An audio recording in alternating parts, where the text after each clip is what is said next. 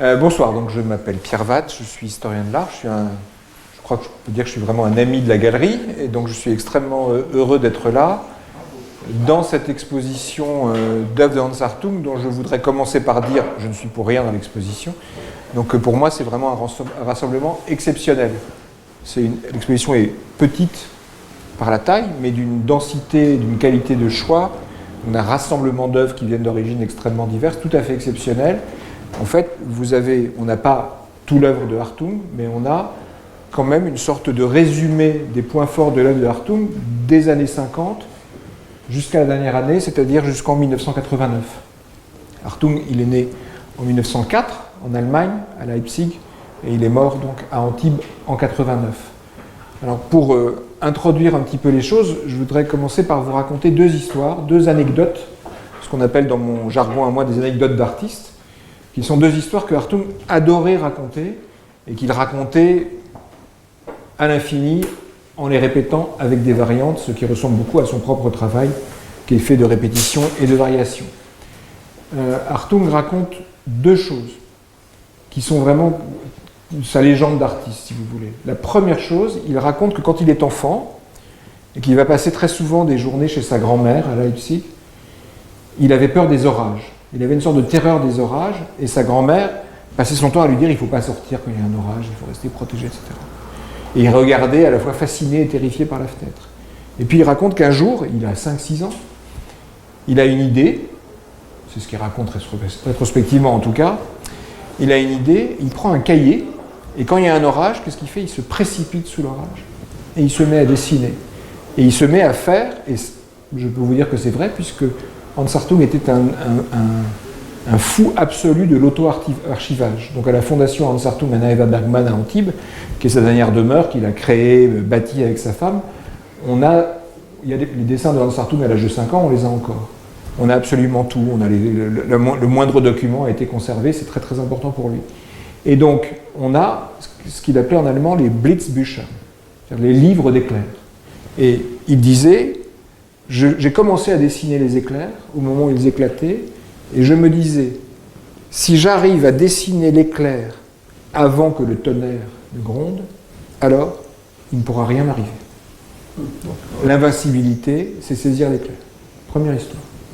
Deuxième histoire, il est adolescent, il est au pensionnat, et un jour il croise un de ses amis dans ce pensionnat assez sévère, assez rigoureux, l'Allemagne protestante des années 20, et dans le couloir du pensionnat, il y a des copies de sculptures antiques.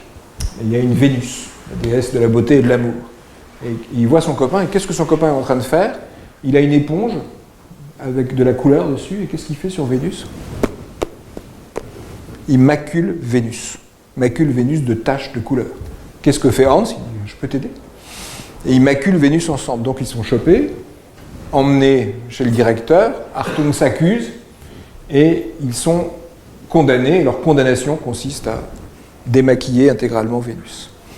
Et il dit que c'est ce jour-là qu'a commencé sa vocation de peintre abstrait. Donc, troisième histoire, il est toujours au pensionnat, et puis un matin il se réveille, et il a fait un rêve un petit peu étrange, et il y avait un encrier sur sa table de chevet. Qu'est-ce qu'il faisait là? Il a un édredon, son édredon le recouvre ainsi qu'un de ses camarades, et l'édredon est couvert de taches d'encre. Voilà. On appelait ça la carte de France quand j'étais petit. Donc ça, c'est les trois histoires originelles de Hartung. Et ce sont trois histoires qu'il aime. Alors celle de l'édredon, c'est juste dans un journal inédit, c'est parce que j'ai beaucoup travaillé sur lui que je la connais. Les deux autres, il les raconte absolument en permanence. Donc il fabrique sa propre légende, et c'est quelqu'un qui, toute sa vie, va être incroyablement fidèle à sa légende.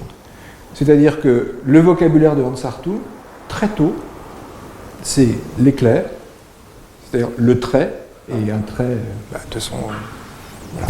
Regardez autour de vous, vous comprendrez, saisir l'éclair, et la tache, la question de la couleur, mais la tache qui est vécue par lui, on l'entend, comme un péché, comme quelque chose d'incorrect, comme quelque chose de sexuel. La tache, c'est-à-dire c'est la couleur, donc c'est quelque chose de charnel, c'est remettre sur Vénus une forme de chair, de désir et d'incarnation. Et ce qu'on voit moins dans l'exposition, parce que l'exposition est vraiment autour de la question du trait, vraiment autour de la question de l'éclair, mais on va le voir de manière sous-jacente, c'est qu'en fait Hartung va combiner toute sa vie durant ces différents types de vocabulaire. Donc Hartung est né en 1904, il naît un tout petit peu trop tard pour devenir un inventeur de l'abstraction. Pas de chance, la génération de Kandinsky, ils ont 15 ans de plus que lui, donc il arrive un petit peu trop tard. Ça va beaucoup l'embêter, et d'ailleurs un jour quand il est jeune, il va suivre une conférence de Kandinsky, et dans son journal il dit Kandinsky, une sorte de mage russe ésotérique, une sorte de guignol qu'on ne saurait prendre au sérieux, d'ailleurs j'ai ses livres mais je ne les ai pas lus.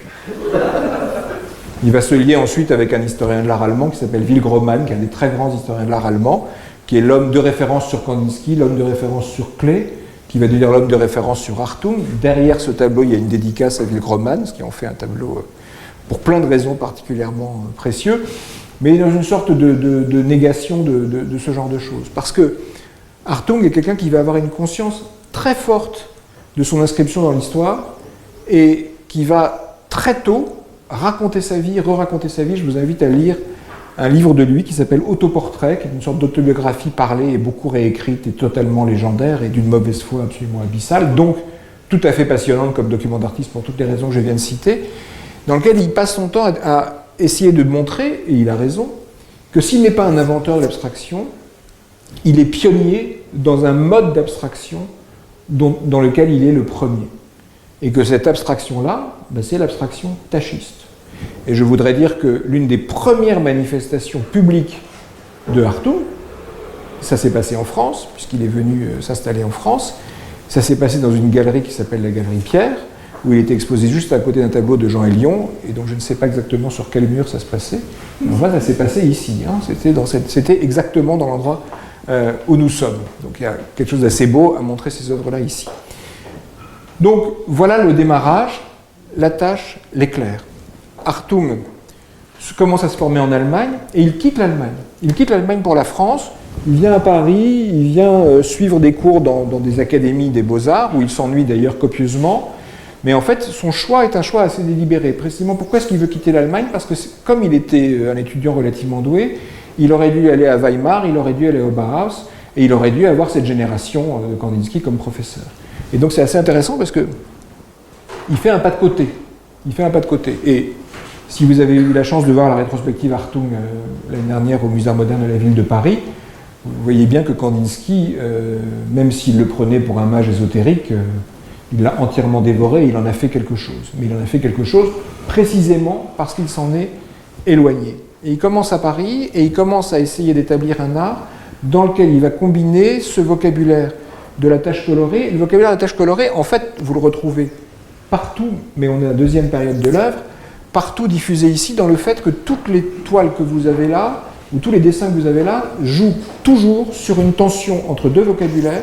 Le vocabulaire de la ligne, il suffit que vous regardiez, ça va être simple, c'est ce que vous avez dans le dos, c'est une œuvre tout à fait caractéristique du style de Hartung, puisque vous voyez qu'en fait on a ce registre de lignes qui est derrière, mais qui est posé sur deux taches colorées, une tache jaune-orange et une tache verte. C'est-à-dire que la tache vient chez lui plutôt faire fond, recouvrir, on va en reparler, exactement comme on recouvre Vénus avec de la couleur, alors que la ligne vient plutôt zébrer et éventuellement lacérer et éventuellement aveugler, plutôt comme le registre de l'éclair. Donc, Hartung va développer dans l'entre-deux-guerres une manière qui est le Hartung le plus connu disons dans la vision qu'on avait de Hartung avant la grande rétrospective, c'est-à-dire cette peinture à la fois qui est en tension permanente entre quelque chose d'informel et quelque chose d'extrêmement dessiné. Et dans l'exposition, vous avez une œuvre des années 50, je n'ai plus toutes les dates en tête, mais une œuvre des années 50 ici qui est une œuvre très importante, puisque c'est une œuvre qui est une sorte de résumé quintessentiel du Hartung première manière. Je veux dire. Le Hartung première manière, c'est un Hartung qui va jusqu'en 1960. Jusqu'en 1960, Hartung travaille d'une façon extrêmement particulière, extrêmement singulière, et dont la singularité n'a été révélée quasiment qu'après sa mort. En l'occurrence, à partir de 1932, il va mettre en place un système. Il va mettre en place un système, vous le voyez assez bien dans l'exposition. Tous les tableaux faits par Hartung entre 32 et 60 ont été faits avec le même principe, c'est-à-dire qu'il a fait d'abord un dessin, souvent relativement spontané. Ensuite, ce dessin, il a fait ce qu'on appelle une mise au carreau. Je ne sais pas si tout le monde voit ce que c'est qu'une mise au carreau. C'est une technique qu'on utilise depuis la Renaissance avec la fresque. Hartung va le faire systématiquement. Systématiquement, et en fait, toutes les toiles de Hartung que l'on connaît jusqu'en 1960, qui ont toutes l'air de toiles gestuelles, spontanées, on va parler de gestualité, de spontanéité, d'abstraction lyrique, et il va devenir très vite extrêmement célèbre pour cela, d'abord dans l'avant-guerre jusqu'en 1938 à peu près, puis dans l'après-guerre quand il va revenir, et qu'il va rentrer chez Lydia Conti en 1947, rencontrer un jeune homme qui s'appelle Pierre Soulages, qui va faire venir chez Lydia Conti, rencontrer un autre qui s'appelle Schneider, etc. Et ils vont devenir en 2 ans des stars absolues hein, du marché parisien de l'après-guerre.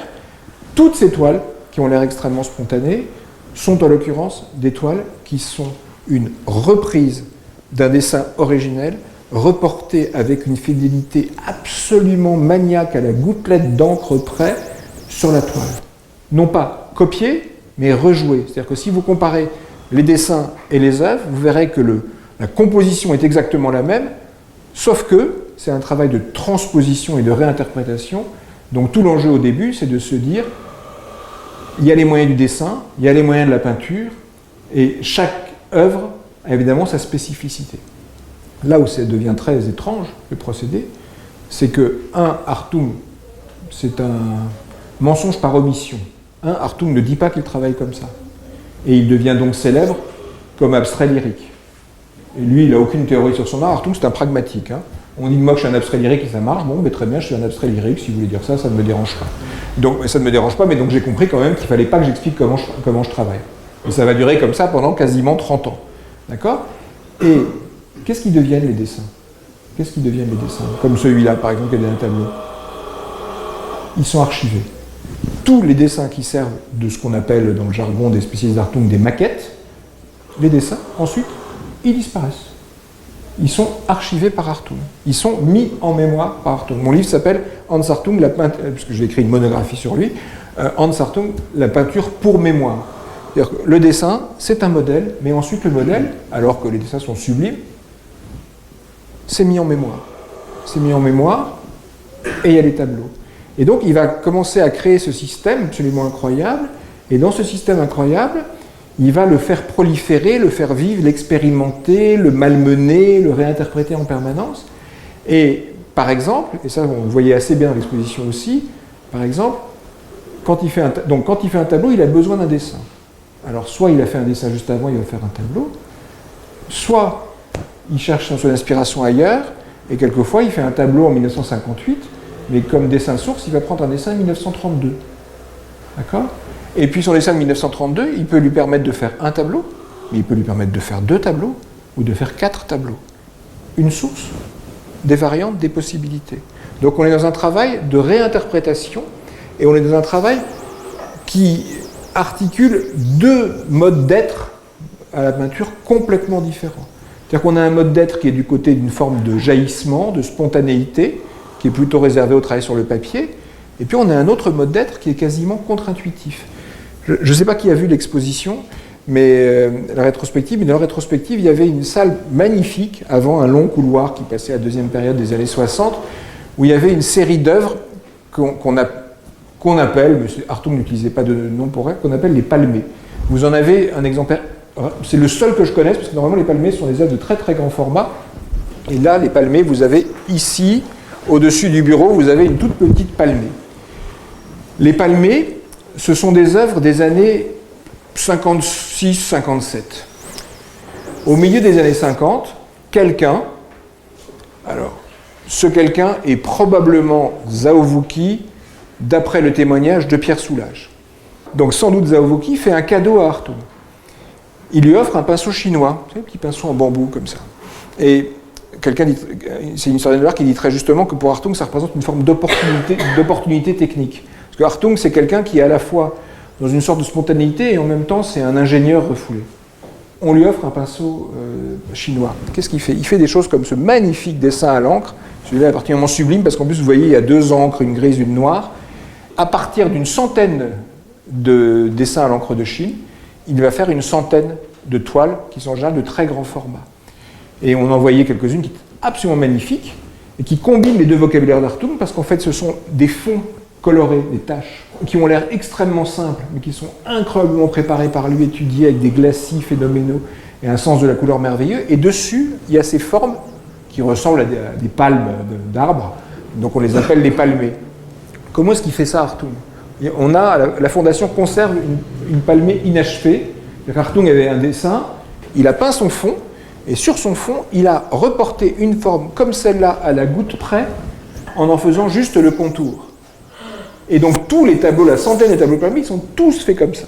C'est-à-dire qu'on fait d'abord un contour, qu'on reporte exactement, et ensuite on remplit pendant des heures, en essayant de garder un trait qui soit suffisamment vivant pour que ce ne soit pas une chose molle et morte, et en ne débordant jamais d'un millimètre de son trait. Donc on a un travail de peinture qui est un travail une espèce de jouissance comme ça, de l'explosion, de la facilité, du bonheur de peindre, etc. Et puis on a quelque chose qui est exactement le contraire. Parce que nous, la peinture, on la regarde en spectateur, mais si on se met dans l'expérience existentielle de ce que c'est que de faire de la peinture, il faut imaginer cet homme faisant ses 3000 dessins, et puis passant ses 3000 heures à faire quelques tableaux ensuite, à les remplir. Donc c'est ça Hartung, c'est cette espèce de dualité. D'un côté, c'est faire de la peinture avec tout, juste à côté de la palmée. Odile, tu peux le faire, moi je ne vais pas y aller parce que je n'ai pas mon masque. C'est exactement la même période, tout peut faire peinture. Vous voyez ce que c'est ça? C'est un petit galet flotté, retravaillé par la mer, ça peut donner de la peinture. Ça, alors celui-là, c'est une pièce très rare, il en a fait beaucoup, mais celle-là, elle est recto verso. Donc, ça, c'est le premier Hartung, gestualité, maîtrise, en même temps. Faire jaillir l'éclair, peindre l'éclair. C'est tout le problème d'Hartung, c'est toute la dualité d'Hartung. Moi, je mets ça en relation avec un texte qu'il a étudié, on le sait par ses cahiers quand il était écolier, mais de toute façon que tout Allemand a étudié une fois dans sa vie. C'est le Faust de Goethe, dans lequel Faust se damne en prononçant la phrase qu'il ne doit pas prononcer. Il dit je ne veux quand même pas vous le faire en allemand, mais ça ferait croire que je parle couramment allemand, ce qui n'est plus vrai. Il dit à la beauté qui passe, à la beauté de l'instant qui passe, il dit à l'instant, demeure instant, tu es si beau. Tout à coup, Faust veut que l'instant merveilleux dure, et à partir de là, il est damné. C'est tout le problème de la peinture d'Hartung. Saisir l'éclair, comme ça il ne nous arrivera rien, c'est une forme de maîtrise. Mais l'éclair, une fois qu'il est saisi, est-ce que c'est encore un éclair? Voilà. Et heureusement qu'il y a cette dualité et ce problème, parce que si on arrive vraiment à saisir l'éclair, alors après on arrête la peinture. Hartung n'arrête jamais la peinture. Donc, Hartung travaille de cette façon-là jusqu'en 1960. À l'époque, 60, donc, je vous rappelle un épisode quand même très important de sa vie, enfin, il a une vie pleine de péripéties, mais je suis passé au-dessus de la guerre, il m'en voudrait un petit peu, parce que lui, il n'est vraiment pas passé au-dessus de la guerre, Hartung, il est vraiment passé dans la guerre, et la guerre est passée à travers lui. Hans Hartung, il est allemand. Il a quitté l'Allemagne, il s'est installé, il a rencontré en France une jeune femme qui s'appelle Anna Eva Bergman, qui est peintre, qui est norvégienne. Ils vont vivre ensemble, ils vont partir à Majorque, où ils vont construire, à Minorque, pardon, ils vont construire une maison, parce qu'ils ont une œuvre architecturale commune, réitérée, extrêmement important. Puis ils vont rentrer en France, c'est les années 30, ils sont pauvres, même très pauvres, et ils vont se séparer, et c'est plutôt la vie qui va les séparer. C'est-à-dire qu'Anna Eva Bergman, elle a des problèmes de santé, elle est obligée de repartir se soigner en Norvège, et ils se séparent, mais c'est plutôt que l'histoire se délite, lui-même tente de repartir en Allemagne, retrouver sa famille, il se retrouve interrogé par la Gestapo, ça ne se passe pas extrêmement bien, il réussit à repartir en France, il se retrouve tout seul, il rencontre ils vont se divorcer avec Anna Eva, il rencontre un homme qui va le fasciner, qui s'appelle Julio González, qui est un immense sculpteur, et j'aurais tendance à dire que par fascination et amour pour Julio González, qu'est-ce qu'il fait? Il épouse sa fille, Roberta González. Il épouse Roberta et il vit avec elle dans l'atelier de Julio González, à Arcueil. Et c'est quand il est avec elle que la guerre arrive. Et à ce moment-là, il se retrouve interné dans un camp puisqu'on l'oublie souvent, mais dès lors que vous étiez allemand, vous étiez interné dans un camp en France au début de la guerre, alors soit un camp pour activistes, soit comme lui, qui n'avait rien à voir, mais comme il était allemand, ça suffisait déjà pour qu'il soit interné. Il parvient à sortir de ce camp en s'engageant. Il rêverait de s'engager dans l'armée française, mais il est allemand, donc il s'engage dans la Légion étrangère. Il s'engage dans la Légion étrangère, il va partir en Afrique, c'est la drôle de guerre, il ne va pas se passer grand-chose. Il est finalement démobilisé, il retrouve la famille de Julio González, ils vont se cacher dans le sud de la France. Julio González va mourir brutalement d'une crise cardiaque, et lui va tenter ce qu'avait fait sans succès Walter Benjamin, et il va parvenir à passer en Espagne. Il va parvenir à passer en Espagne avec de l'argent qui lui est fourni par la famille de Julio González et par un ami qui s'appelle Pablo Picasso qui lui donne de l'argent pour pouvoir passer en Espagne. Il arrive en Espagne, il parvient en Espagne, il est coffré en Espagne, il se retrouve dans un camp fasciste prisonnier en Espagne, et de ce camp, il ne parvient à ressortir qu'avec l'engagement de se réengager. Il ressort, il retourne dans la Légion étrangère, et avec la Légion étrangère, il va faire la campagne de France, il va faire la campagne d'Alsace-Lorraine notamment, et c'est là qu'un jour, du côté de Belfort, alors en plus de ça, on se défie de lui, son commandant se défie de lui, parce que vous êtes sympa, vous êtes dans la Légion étrangère, mais vous êtes quand même allemand, donc on ne va pas vous donner d'armes, parce qu'on ne sait jamais. Donc il se retrouve brancardier, et en voulant sauver un camarade lors d'une attaque à Belfort, il saute sur une grenade. Il saute sur une grenade, perd une jambe. Il perd une jambe, première amputation sous le genou, ensuite on le trimballe dans le sud de la France, sans anesthésie, sans rien, sans aucune asepsie. Entre-temps, ça s'est monté encore plus haut, et on le coupe au-dessus du genou, sans anesthésie, puis voilà, bien. Donc, je raconte cette histoire-là, et il revient à Paris après la guerre, il commence à être extrêmement célèbre en 1938, après la guerre, plus personne ne sait qui c'est. Il est extrêmement amer, quand on lit ses mémoires, on pourrait dire qu'il est même chouïa paranoïaque, mais bon, on va dire que c'est un paranoïaque qui avait quelques raisons, celui-là, et il faut mesurer que l'homme qui peint ce que vous voyez là, qui dessine ce que vous voyez là, c'est un homme qui réapprend, qui recommence. Voilà, c'est un homme qui recommence. 1945, Hartung recommence. Il recommence à peindre, et il faut, comme je disais tout à l'heure, il faut mesurer ce que c'est que de passer des milliers d'heures sur une toile sans déborder. Il faut mesurer ce que ça veut dire qu'être peintre, arrêter pendant des années, et recommencer la peinture à ceci près que vous avez une jambe de moins. C'est-à-dire que vous n'avez plus du tout le même corps, plus du tout le même équilibre, plus du tout la même latéralisation, et qu'il faut donc réapprendre. Et c'est ça qui est assez fascinant chez Hartung, qui est un homme du commencement et du recommencement. Le plus beau recommencement, c'est qu'au début des années 50, il va avoir une exposition de Feu son beau-père Julio González, que dans la salle, il tombe sur Anna Eva Bergman, qu'en se regardant, ils se disent « mais au fait, on s'est quitté pourquoi déjà ?» On ne se souvient plus, que Roberta est extrêmement élégante, elle dit « ça serait pour une autre, je dirais non ». Et il divorce de Roberta, il se remarie avec Anna Eva. Donc Hartung, c'est tout deux fois. Hein, voilà. Donc, il recommence, et le Hartung qui va devenir très célèbre en France dans les années 50, celui du style d'Hartung qu'on connaît le mieux, le style très gestuel, avec des barres noires extrêmement marquées, il appelait ça méprisons d'ailleurs, un Hartung, c'est un Hartung qui, en fait, de 45 à 60, revisite son art, refait complètement ses gammes, repasse par tout ce qu'il a fait pour retrouver de plus en plus d'aisance et de liberté. Il y a des tableaux de 45 qui sont faits sur des toiles, enfin pas ni des toiles, des œuvres de 45 qui sont faites sur des petites plaquettes de bois grandes comme ça. Alors, j'ai pas d'argent, donc je bricole, ça c'est banal, et deux, aussi, je commence par des toutes petites choses, aussi parce qu'il faut retrouver et chercher de l'ampleur de plus en plus. Il y a vraiment cette question du réapprentissage. Alors, il se passe une chose incroyable en 1960. Il se passe une chose incroyable en 1960, c'est qu'en 1960, arrive chez les marchands de couleurs parisiens, arrive chez Lefebvre-Foinet et autres marchands de couleurs parisiens, la peinture vinylique. Et l'année suivante, commence à arriver la peinture acrylique. D'accord ? Et ça change tout. Cette peinture, elle n'est pas inventée à ce moment-là, elle arrive. Elle existe déjà, elle est déjà utilisée par des peintres aux États-Unis. Elle est notamment utilisée aux États-Unis dans les années 50 par un peintre qui s'appelle Mark Rothko, qui est un ami de Hartung. Je vous conseille dans ses mémoires le passage sur sa rencontre avec Rothko, où si on lit bien Hartung, on sent que si Rothko est passé d'une peinture plus ou moins figurative et mythologique à une structuration par bandes, par taches colorées en bandes superposées, c'est très très probablement parce qu'il a connu Hartung. Je laisse à Hartung la responsabilité de ce propos qui n'est pas que paranoïaque, mais légèrement mégalomaniaque, c'est un grand artiste. Bon, mais donc Hartung en a déjà entendu parler, et il découvre la peinture acrylique. Qu'est-ce que ça va changer? Ben, ça va tout changer dans sa manière de travailler.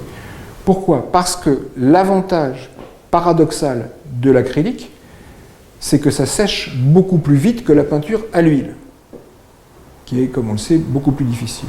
D'accord? Ça sèche beaucoup plus vite. Donc ça permet de travailler complètement différemment. Et à partir de 60, Hartung va révolutionner sa manière de peindre et ça va donner 95% ce que vous avez dans l'exposition. C'est-à-dire qu'à partir de là, il abandonne à 98%, par quelques exceptions, maquette, œuvre. À partir de là, c'est là que Hartung se met à peindre en direct. On a une des premières toiles peintes en direct dans l'œuvre de Hartung, elle est là. Elle est magnifique parce qu'elle est d'une espèce de simplicité biblique, c'est vraiment un jaillissement. C'est fait comment? J'ai de la peinture acrylique. Donc qu'est-ce qu'il fait Hartung? Il macule et ensuite il vient attaquer la surface, la zébrer comme un éclair. Les deux. Comme d'habitude, hein, absolument comme le même vocabulaire avec une fidélité, je vous montrerai à la fin la fidélité complète. Donc on a deux gestes. On a un geste que j'appellerais moi faire fond, qui est un geste de recouvrement. Et puis, en général après, je vais vous montrer les différentes techniques, un geste d'arrachage. Un geste, pour dire techniquement, un geste d'estampage. C'est-à-dire qu'il ne vient pas simplement dessiner dans le frais, il vient ôter la surface colorée du fond en utilisant un instrument dur qui vient l'inciser comme on faisait à l'école de la carte à gratter sur fond noir. Il en fait d'ailleurs. Il y a les cartes à gratter de Hans Hartung. Je vais y revenir dans un instant. Alors, comment est-ce qu'il va faire le fond? Comment est-ce qu'il va gratter? C'est là aussi le Hartung inventeur, bricoleur extraordinaire. C'est que comme cette question du fond l'intéresse énormément, il a découvert que l'avantage de cette peinture très liquide et qui sèche rapidement, c'est qu'on peut l'utiliser complètement différemment. Et donc Hartung va se mettre à produire des fonds comme ce fond bleu, vous voyez, ou comme vous voyez, dans cette petite pure merveille qui est là, ce fond vert là. C'est pas peint au pinceau, ces fonds-là. Hein, ils ne sont absolument pas peints au pinceau. Ils ne sont pas peints non plus au rouleau. Ce sont des fonds qui sont peints par projection. Alors, la deuxième étape de la projection, c'est le jour où il découvre les pistolets à air comprimé, pistolets airless. Mais entre-temps, grâce à sa femme de ménage, il avait découvert qu'il existait un aspirateur réversible qui permettait d'aspirer ou de projeter. Donc les premières peintures sont faites grâce à un aspirateur qui projette. Bien. Donc, on projette la couleur. Alors ça, c'est quand même très intéressant, parce qu'on est dans un rapport physique à la peinture qui est tout à fait étonnant. C'est-à-dire que dans le même tableau, c'est comme cette histoire d'intuitif et de contre-intuitif. Ouais. Donc, dans le même tableau, on a deux rapports physiques à la toile qui sont complètement antagonistes. Le premier rapport physique, c'est un rapport de projection. Je fais le fond par projection, ce qui veut dire que je n'ai plus ma main sur la toile par l'intermédiaire du pinceau, que je ne sens plus, puisque le pinceau, même si je ne touche pas la toile, je sens la toile. Hein, et il y a la question de la résistance, la question de la tension. Mais là, je suis dans un rapport de projection, donc d'éloignement, quelque chose qui est à la fois très chargé et très éthéré. Hein, Hartung est un grand apôtre du « en même temps », à l'époque où ce mot avait un intérêt artistique quelconque. Donc, il projette. Et puis, il vient inciser. Et là, je ne sais pas si quelqu'un parmi vous a déjà mis les pieds à la Fondation Hartung à Antibes, mais si vous avez eu ce bonheur de rentrer dans l'atelier de Hans Hartung, l'atelier de Hartung, c'est quand même un atelier d'artiste qui ne ressemble à aucun atelier d'artiste au monde à part le sien, c'est-à-dire qu'on ne sait pas si on est chez un bricoleur fou ou dans une espèce de lieu de sadomasochisme assez étrange et un tout petit peu rural, puisqu'on a absolument tous les instruments qui permettent d'inciser, d'estamper et d'arracher. Et c'est comme l'aspirateur. C'est-à-dire que tout ce qui peut permettre de produire une griffure, un estampage de la toile est bon à prendre. Donc, le râteau japonais de jardin, ça c'est un classique. La brosse en fer, il n'y a aucun problème. La, comment on appelle ça? C'est pour faire du crépi. Ah. La tyrolienne. Alors la tyrolienne, ça ne sert pas à estamper, ça sert à projeter. Il y avait à l'exposition une œuvre sublime dans ces tons-là, qui avait l'air d'être la surface de la Lune vue du dessus, qui était faite à la tyrolienne. Donc on est... Et la tyrolienne, ça avait l'intérêt aussi de projeter tout en agressant la surface. Donc, toute la peinture de Hans Hartung, à partir de 1960 jusqu'à la fin, elle va se constituer sur cette dualité de recouvrir, enlever, recouvrir, enlever. Il y a quelqu'un qui a dit une chose extrêmement juste, c'est pas moi qui ai dit ça, c'est un très grand historien de l'art qui s'appelle Rainer Michael Messen, qui est un très grand spécialiste de l'estampe aussi, qui est un immense spécialiste de Henri Michaud et de bien d'autres choses, Rainer, et il a fait le catalogue raisonné de l'œuvre gravée de Hartung. Et il dit cette phrase qui est pour moi géniale, il dit « Hartung, ça n'est pas un peintre-graveur, ça les peintres-graveurs, il y en a beaucoup. » Vous qui me direz le contraire. Donc il y en a plein de peintres-graveurs. Non, il dit non, Hartung c'est un graveur-peintre.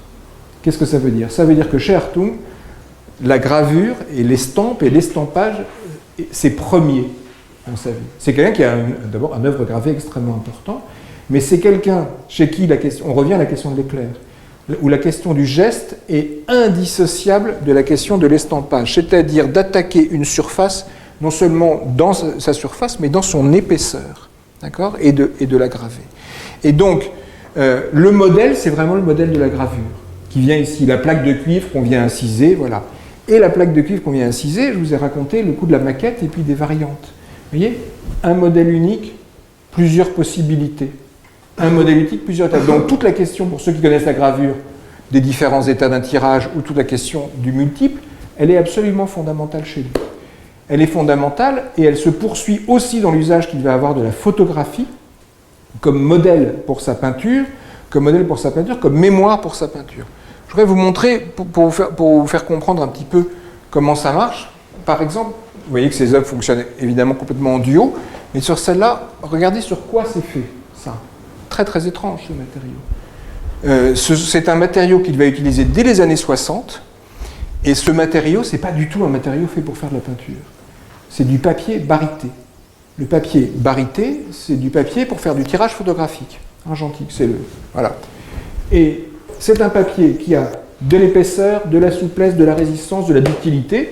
C'est fait pour Hartung, c'est-à-dire que c'est un papier qui est fait d'un recouvrement de plusieurs couches, comme la peinture de Hartung. Et comment est-ce qu'il peint Hartung ici?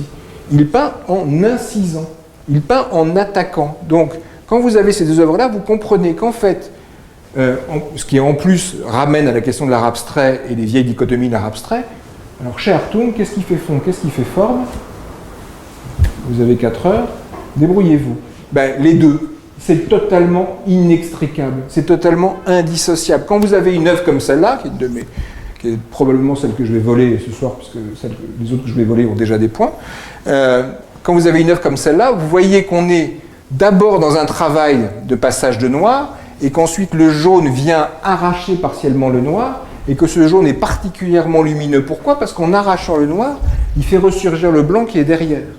C'est-à-dire que Hartung, par ce travail d'incision, on est à la fois dans une forme de blessure et en même temps dans une forme d'ouverture. Ce que vous avez là, c'est probablement Hartung, il est ambidextre Hartung. Il y a un film très célèbre où on le voit faire le peintre abstrait lyrique et pour épater le chaland, à un moment, il prend ses deux mains et il fait comme ça en parfaite symétrie et tout le monde... Ça a été projeté à la Galerie de la Une dans les années 50, ça a fait une espèce de happening absolument formidable. Hop, vous voyez, c'est-à-dire qu'il fait ce qui est incroyable avec la peinture d'Hartung, je ne sais plus avec qui tout à l'heure, avec vous, monsieur, on s'arrêtait sur ce tableau bleu, et vous disiez, dans n'importe quelle lumière, il est incroyable, même la nuit, probablement, il est incroyable. Parce que c'est ça qui est incroyable dans la peinture de Hartung, c'est que la peinture de Hartung, la lumière, elle vient du fond. Pourquoi? Parce que c'est une peinture qui s'est construite d'abord par ce jeu de superposition de couches, et par une sorte de mémorisation. La peinture garde en mémoire toutes les traces de toutes les opérations qui sont à la fin révélées par ce travail d'arrachage. Hartung, il a donc pas il est mort en 89, il avait 85 ans. Il avait 85 ans, et c'était paradoxalement, cet homme qui n'avait qu'une jambe, qui se promenait toujours avec 2 grosses béquilles, qui ne portait pas beaucoup sa prothèse, qui lui faisait terriblement mal, c'était un véritable athlète. D'ailleurs, si vous connaissez la fondation Antibes, la fondation, c'est entre la villa moderniste et la demeure pompéienne, vous voyez, avec, au lieu de l'impluvium au milieu, une piscine magnifique. La piscine, elle était là. C'est rare, une piscine de 13 mètres qui a 2,50 m de profondeur au milieu, chez un particulier, c'est assez bizarre. C'est parce que Hartung se baignait absolument tous les jours. Et à la fin, les assistants se baignaient avec lui parce que c'était, voilà, il s'entraînait, d'accord? Il était toujours, voilà. Et à la fin de sa vie, quand Eva Bergman est morte, il continuait à peindre en permanence et il faisait ça le jour et puis il dormait et puis il peignait la nuit. D'accord? Il peignait la nuit avec les assistants, avec dans des baffles magnifiques, années 70, tout ronds, mis partout dans l'atelier, à fond, toujours la même musique. Donc, juste, il y a les 2 périodes de la fin quand il est à Antibes qui sont tout à fait extraordinaires. 2 périodes de la fin. Il y a une période que je vous incite à ne pas la regarder maintenant, mais à bien regarder si vous ne l'avez pas vue tout à l'heure, puisque ça, il faut que vous alliez dans la rue, derrière ce mur-là, voir une des plus belles pièces de l'exposition d'aujourd'hui, qui est assez extraordinaire. C'est que donc, Hartung, à Antibes, avec Eva Bergman, ils ont dans les années 60 acheté une sorte de livret en pente absolument extraordinaire, et ils vont construire la maison d'habitation et les ateliers en bas, sans couper un arbre, et la maison est construite de manière à ce que le dialogue entre la maison et la nature soit extrêmement permanent. Et notamment, il construit des fenêtres en bandeaux qui sont assez basses. Il faut penser que c'est la maison qui a été dessinée par un homme qui passe sa vie assis. Donc on est à hauteur de Hartung assis, et qui ressemblent beaucoup au format de ces tableaux et qui cadrent la nature en permanence. Et il se construit même un atelier qu'il va tester, puis ça ne va pas marcher. Il a 2 ateliers en bas et il y a un atelier qui n'a qu'un demi-plafond. Il est à moitié ouvert avec un grand mur réflecteur qui est supposé laisser rentrer la lumière dans l'atelier. Bon, ça laisse surtout rentrer le vent et la pluie, donc ça ne marche pas du tout. Il va y renoncer, il va se servir cet atelier plutôt comme une forme de showroom, comme il le faisait déjà Rugoguet à Paris, et l'autre atelier pour travailler véritablement. Mais j'insiste là-dessus parce que la question du rapport... Chez lui, la question du rapport à la nature est une question fondamentale. Elle est originelle, elle est dans l'affaire de l'éclair aussi, hein, la question de la nature. Donc elle est absolument fondamentale. Et Hartung, il dit que... Tu parlais de Van Gogh tout à l'heure, Michel, justement, c'est une chose qui l'intéresse beaucoup, parce qu'il dit moi, je ne veux pas peindre l'arbre, je veux être l'arbre. Comme Van Gogh. Je ne veux pas peindre l'arbre comme un impressionniste. Moi, ce que je veux, c'est être l'arbre. C'est ressentir la chose de l'intérieur. Comme je veux nager et être l'eau, être dans l'eau. Et qu'est-ce qu'il va inventer? Il va inventer une chose absolument incroyable dans les années... fin des années 70, début des années 80. Il va se mettre à peindre des tableaux avec des balais de genêt. Des balais de genêt, c'est-à-dire, vous savez, c'est une balai de sorcière. Hein, des balais qu'on fait avec du genêt. Donc il prend les genêts de son jardin, il fabrique lui-même ses balais. Et qu'est-ce qu'il fait, Hartung? Il fait des tableaux d'abord avec son spray faisant un fond, et ensuite il trempe son balai de genêt dans la peinture, et il vient attaquer. Il y a une photo prodigieuse qui a été faite par l'ancien propriétaire de ce tableau, ancien assistant de Hartung, Alkis. Une photo absolument prodigieuse. On voit Hartung dans son fauteuil roulant, avec son balai de genêt, comme s'il était dans un tournoi médiéval, vous voyez. Et en face de lui, sur un chevalet, il y a un tout petit tableau grand comme ça, qui s'apprête à se prendre un gros coup de balai. Voilà. Et l'un des 2 assistants, puisque la fondation... les 2 assistants d'Hartung, 2 des assistants d'Hartung, ils travaillaient jusqu'à récemment, l'un d'entre eux a arrêté, et celui qui a arrêté s'appelle Bernard Derderian. Bernard Derderian, c'est un colosse, champion d'arts martiaux, etc. Et il me racontait que quand il travaillait avec Hartung, et Hartung peignait avec les balais de genêt des grands formats, on installait le grand format, Hartung était dans son fauteuil roulant, et Bernard se mettait derrière le tableau grand format avec une plaque d'Isorel. Et il s'arc-boutait derrière le tableau pour que Hartung puisse peindre et ne pas déchirer la toile. Donc il y avait un côté, je raconte la chose parce qu'elle est anecdotique, mais c'est ça la réalité concrète de la peinture. Donc qu'est-ce qu'il fait Hartung? C'est-à-dire qu'à la fois la peinture est une sorte de trace de cette nature qui est autour de lui, en même temps elle continue à être cette manière de lacérer la chose. On est toujours dans une grande ambivalence chez Hartung. Hein. C'est à la fois incroyablement joyeux et jubilatoire, et puis c'est aussi terriblement tragique. Et il va faire ça jusqu'au milieu des années 80. Et puis il y a les dernières années, 86, 89. La femme de Hartung est morte, lui-même est en très mauvaise santé. Les dernières années, il ne parle plus beaucoup. On ne sait pas s'il a eu un problème, est-ce qu'il a eu un AVC, etc. Enfin, là, il y a beaucoup d'hypothèses. Et tellement d'hypothèses. Et il continue à travailler. Il continue à travailler, et comme il était en mauvaise santé, qu'il continue à travailler, il y a même à une époque une sorte de suspicion qui commence à régner. Est-ce que c'est vraiment Hartung qui fait ces tableaux? Est-ce que ce ne sont pas des faux? Est-ce que ce ne sont pas ses assistants qui font les tableaux, etc. Ce qui fait que la Fondation, pour documenter le fait que c'était Hartung qui les faisait, a filmé Hartung au travail pendant des heures. Et donc, moi j'ai regardé toutes les bandes de films. En général, on vous passe un extrait, et cet extrait, je vais vous le raconter, il est assez terrible, et en même temps, il est extrêmement intéressant, parce que ça montre le Hartung qui fait ça. Ça, c'est le Hartung dernière manière, et ce tableau-là, qui est un des plus beaux pour moi, c'est un tableau de la dernière année, c'est un tableau de 89. Il est mort en décembre 1989, il avait peint 365 tableaux dans l'année. Pas un par jour, hein, mais il se trouve qu'il en avait peint 365 dans l'année. Le nombre de tableaux par jour était conditionné par la taille du sol de son atelier, puisqu'il peignait énormément, et ensuite le tableau était posé au sol pour qu'il sèche. Quand il n'y avait plus de place sur le sol, la journée était terminée. Enfin, la nuit en général plutôt était terminée. Donc, qu'est-ce qu'il fait Hartung les dernières années? Il est affaibli.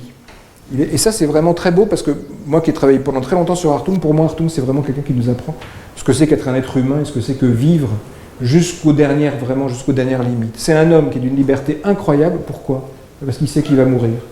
Et que la contrainte absolue de savoir ça l'émancipe aussi d'une manière absolument incroyable. Et qu'est-ce qu'il fait? Il ne peut plus porter les balais de genoux. Il n'a absolument plus de force, Hartung. Qu'est-ce qu'il fait? Il fait du Hans Hartung. Il invente un autre système.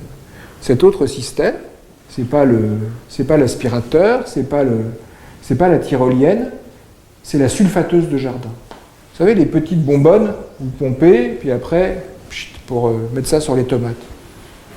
Eh bien, ces tableaux-là, ils sont peints à la sulfateuse de jardin. Ils sont peints à la sulfateuse.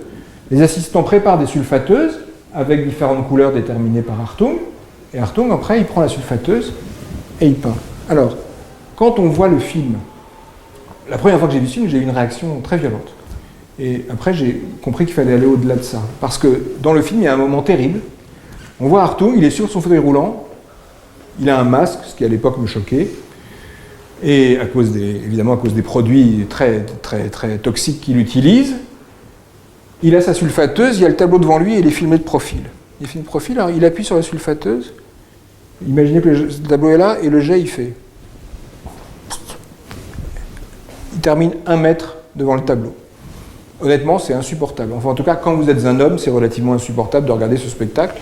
C'est vraiment la débandade totale. C'est le masculinité absolument en déroute. Et que fait l'assistant? Il est derrière, il se casse la tienne, il pousse Hartung d'1,50 m et on recommence. Alors moi, quand j'ai vu ça au début, je me suis dit, mais quelle horreur, quel scandale, etc. Et simplement, j'ai regardé tout le reste des rushs et j'ai regardé les tableaux. Et c'est ça. Et en fait, c'est... Alors évidemment, ce moment-là est difficile, bien sûr, mais en fait, c'est magnifique parce que si on regarde ces tableaux-là, la manière dont ils sont faits, et qu'on le confronte avec le reste de l'œuvre, il y a une chose qui est tout à fait extraordinaire. C'est que ce Hartung-là, en fait, qui est affaibli peut-être, mais ça reste incroyablement Hartung dans une fidélité absolue à ce qu'il a toujours été. Regardez le geste de ce tableau, et regardez ce tableau-là. C'est quasiment la même chose. Hartung, c'est quelqu'un qui, dans les années 20, a fixé ses premiers gestes. Les taches, les zébrures, et puis un troisième vocabulaire qu'il fixe sur des pastels, ce qu'il appelle plutôt les poutres. Ces 3 vocabulaires, vous en avez là d'ailleurs dans ce dessin-là, les poutres, qui sont comme ça. Ce vocabulaire-là, il le combine toute sa vie. Et toute sa vie, il le pratique, il le répète, il le ressasse, il le recommence, il l'ingère complètement. J'ai eu un jour une discussion avec un ami qui est médecin, gériatre, et qui est spécialiste des questions de mémoire, et qui m'a expliqué qu'on avait 3 mémoires. Alors, j'ai oublié les 2 autres. Donc, je suis comme tout le monde, il me reste la 3e. Il y en a une qui est celle que l'on garde même si on a perdu les 2 autres. D'accord ? C'est la mémoire procédurale. Une fois qu'on a appris à faire du vélo, on sait faire du vélo toute sa vie. Et figurez-vous que même si on a fait un AVC ou qu'on a une maladie d'Alzheimer, on sait encore faire du vélo. Pourquoi ? Parce que c'est une mémoire corporelle. C'est la mémoire des gestes acquis par la répétition. Et Hartung, à la fin de sa vie, donc il peint la nuit, il peint avec un stimulant qui est du très bon vin, il peint avec un deuxième stimulant qui est de la musique, et qui est toujours la même musique, qui en plus c'est plutôt les variations Goldberg ou les suites de violoncelle seul. Donc, vous voyez, en plus le caractère obsessionnel répétitif. J'avais un ami qui était un très grand dessinateur qui s'appelait Fred II. Il a peint dessiné jusqu'à la fin de sa vie, il parlait plus, il continuait à dessiner en écoutant les Goldberg et les variations pour violoncelle seul. Je suis sûr qu'il y a un rapport. Il buvait pas de vin. Je suis sûr qu'il y a un rapport entre les deux. Et dans les deux cas, c'est une mode procédurale. C'est-à-dire que Hartung n'a rien oublié de ce qu'il a fait toute sa vie. Ce qui fait que cette peinture-là, c'est tout sauf une peinture de hasard parce que l'assistant l'a mis à la bonne distance. Le geste, parce que c'est aussi difficile de peindre avec une sulfateuse de jardin que de couper dans la couleur avec une paire de ciseaux ou de dessiner au fusain sur un plafond avec un bâton de 2,50 m de long. Essayez et voyons qui parmi nous peut se comparer à Henri Matisse ou à Hans Hartung. C'est abominablement difficile parce que la sulfateuse de jardin, si vous restez un quart de seconde de trop à un endroit, c'est pas une tâche que vous faites, c'est un gros pâté. D'accord ? Donc en fait, ce qui est incroyable, c'est que cette peinture-là, et on le voit très bien dans les rushs, elle est d'une grâce, d'une légèreté et en même temps d'une maîtrise absolument phénoménale. Donc c'est le dernier Hartung, c'est fidèle au premier Hartung. Et voilà. Merci Pierre.